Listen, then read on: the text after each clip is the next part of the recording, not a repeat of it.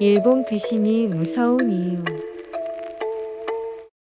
이 이야기는 2005년 일본에 살면서 무서운 경험을 한 실화를 바탕으로 하는 이야기이다.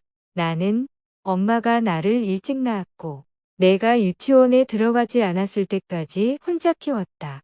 그러다 어느 날 초등학교를 입학할 무렵 엄마가 결혼할 사람이라며 아저씨를 인사시켜줬다.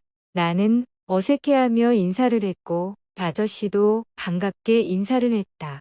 그런데 아저씨는 한국말이 서툴렀고 어렸던 내가 보기엔 굉장히 이상해 보였다. 그렇게 어느 정도 시일이 지난 후 일본으로 가서 살게 됐다. 처음에는 적응도 안 되고 무척 힘들었지만 어느덧 무탈하게 자라서 20살이 되었고 일자리를 찾고 있었으나 쉽지 않은 상황이었다. 그런 와중에 내가 일을 구하고 있는 입장이란 걸 아는 지인이 후쿠오카 쪽 호텔에서 한 달만 일을 도와달라고 간청을 했다. 나는 속으로 후쿠오카면 동경에서 엄청 먼데라고 생각하며 갈등을 하다가 보수를 잘 쳐준다는 소리에 결국엔 가기로 했다. 그렇게 개인 짐을 챙기고 들뜬 마음으로 목적지로 향하였다. 동경에서 출발해서 긴 시간이 지났고 어느덧 후쿠오카에 도착을 하였다. 일할 곳은 미야와카시라는 곳이었는데 이곳의 분위기는 동경과 또 다른 느낌이었다. 그렇게 목적지로 향하는데 일할 곳은 중심지 쪽이 아니라 거기서 더 벗어난 외곽 쪽이었다. 나는 내 생각과 달라서 풀이 죽어 있었고 소개인 아저씨와 함께 호텔이 있는 곳으로 차를 타고 향했다. 그렇게 이런저런 대화를 하며 가는데 아저씨가 여기엔 유명한 곳이 있어. 거기 한번 가볼래? 라며 말을 했다. 나는 내색은 하지 않았지만 귀찮았었고 아저씨의 주저리를 들으며 30여 분 정도를 이동하니 문제의 터널이 나왔다. 그러면서 아저씨가 말하길 이 터널에서 이상할이 많지. 사고로 죽는 사람들이 많다고 이야기를 해줬다. 그렇게 터널을 빠져나왔는데 갑작스럽게 피곤함을 느꼈고 아저씨도 아까와는 다르게 꽤나 피곤한 표정이었다.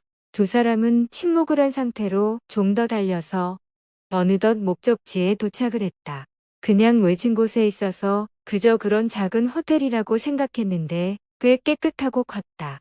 같이 일하는 사람들 중에 기모노 입은 여자애들도 있었는데 도시 여자들과는 다르게 단아하면서 청순한 매력이 있었다. 그렇게 호텔 내부를 이곳저곳 두리번대고 있는데 매니저가 나에게 왔다. 매니저는 앞으로 한 달간 내가 해야 될 업무들과 직원 숙소방을 배정해 줬다.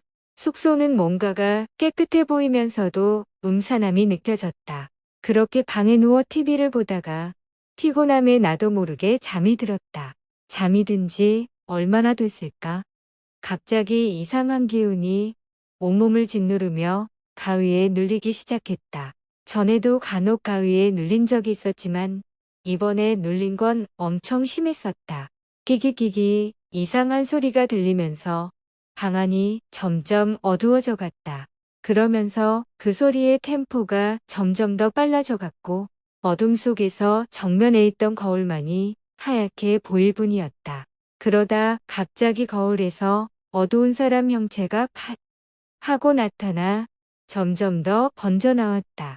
나는 그 상황에서 입도 뻥긋할 수 없었고 움직일 수도 없었지만 시선을 응시할 수는 있었다. 거울 속의 귀신은 남자인지 여자인지 분간이 안 될 정도였지만 여자인 듯 했다. 그러면서 쭈우 하며 내 얼굴 앞으로 빨리 감기한 것처럼 오는 것이었다. 그제야 나는 그것을 또렷이 볼 수 있었다. 눈 안은 까맣게 파여 있는 듯했고 생긴 건 일본인들 전형적인 얼굴이었다. 그러면서 귀신이 나를 보고 점점 입꼬리를 올리며 웃고 있는데 그 상황에 굉장히 심한 악취까지 났다. 나는 움직일 수 없는 상황에 그대로 질끈 눈을 감았고 어떻게든 움직여서 이 상황을 모면하려 한참을 발버둥을 쳤다. 그때 핸드폰 벨소리가 울리며 그러한 상황이 마치 연기처럼 빨리 되감기하듯 사라지고서야 가위에서 겨우 풀려날 수 있었다. 전화는 소개 아저씨였고 방문을 두드려도 대답이 없길래 전화를 걸었다고 했다. 그렇게 시간을 보니 저녁 7시가 다 되어가고 있었고 방에 들어와서 잠을 잔 지 30분도 채 안 되어 있었다. 호텔 직원들은 식사 시간이 정해져 있어서 7시가 넘으면 직원 식당 문을 닫으니 저녁 먹고 쉬라고 전화했던 거였단다. 나는 냅다 그곳을 나와서 직원 식당으로 갔다. 식사는 자율배식제로 식판에 알아서 덜어먹는 식이었고 더러운 꼴을 당해서 그랬는지 입맛이 없었다. 여기 와서 이런 이야기를 누구에게도 말도 못하고 집으로 돌아가고 싶었다. 나는 밥을 대충 먹고 아저씨에게 전화를 걸어 잠시 이야기 좀 하자고 했다. 그렇게 아저씨와 통화를 하다가 갑자기 하고 생각난 것이 여기엔 유명한 곳이 있어. 거기 한번 가볼래? 이 말이 생각이 났다. 그래서 나는 아저씨에게 아까 여기 오기 전에 유명한 곳 가자고 하셨으면서 안 데려갔네요. 라고 말을 하니 아까 갔잖아. 이렇게 말을 하는 것이다. 그래서 나는 어디요?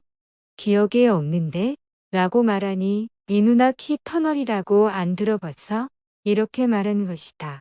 나는 그 터널에 대해 몰랐었고 아저씨는 유명한 심령 스폿이라며 말을 해줬다. 그러면서 하는 말이 내가 터널 들어가기 전부터 계속 잠을 자고 있었다고 말을 해줬다. 나는 황당해하며 터널 입구부터 출구 나와서까지도 멀쩡히 깨어 있었는데? 라며 의아해했고 순간 설마 내가 거기서부터 이상한 기운을 받아온 건가? 생각하면서 두려움이 엄습해왔다. 그렇게 그날은 무서워서 방에 불이란 불은 다 켜놓고 이불 뒤집어 쓴 채 뜬 눈으로 밤을 새웠다. 하지만 집에 돌아갈까? 라는 생각이 무색할 정도로 그 후 2주 동안은 아무 일도 없이 시일이 지나갔다. 2주째 되던 날, 그날따라 너무 피곤해서 뜨거운 물을 욕조에 받고 몸을 뉘었다. 맥주와 함께 잔잔한 음악을 들으며 눈을 스르르 감았는데 끼기기기 그때처럼 이 소리가 또 들리는 것이었다. 그 소리가 점점 크게 들리면서 듣고 있던 음악 소리도 덩달아 소리가 천천히 커져갔다. 음악 소리는 일그러지면서 목소리 같은 음성이 흘러나왔다. 뭔가 말을 하는 것 같았는데 대충 알아들은 소리로 주 이치니 카부타 라고 한 듯했다. 10일에 겹쳤다. 10일에 뭐가 겹쳤다는 거야. 의미도 알 수 없는 말을 짓거리고 나더러 뭘 어쩌라는 거야.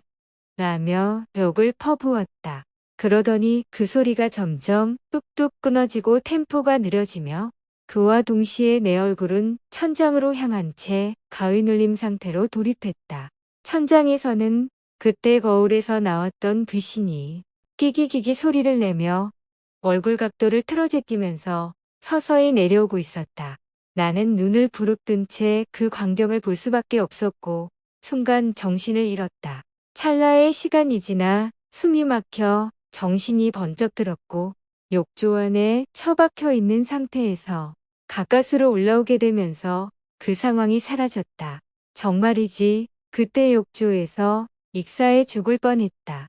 그 후 나는 극도의 공포심에 어찌할 바를 모르고 있다가 아저씨에게 전화를 해서 그 방에 괴이한 현상이 심하게 일어난다.